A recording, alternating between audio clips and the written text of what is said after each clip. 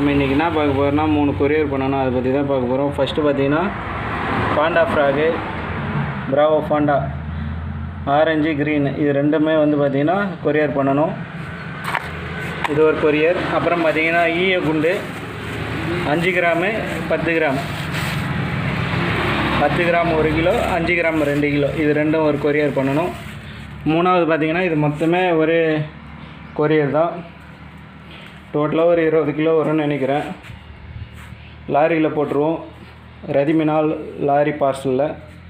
First பார்த்திங்கன்னா வலை பார்த்துடலாம். இது வந்து எல்லாமே 1/6 தான், 50 கன்று இறக்கம் தான், சைஸ் வரைக்கும் மாறும்.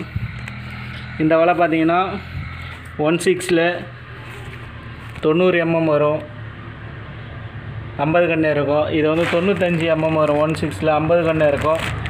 இது வந்து 100 வரும், 1/6ல் 50 கன்று இருக்கும். இந்த வலை மொத்தம். அப்புறம் பார்த்திங்கன்னா வலைக்கு போகிற அடிக்கயிறு 1.5 mm வரும் திக்னஸ்ஸு. இது ஒரு 5 கிலோ.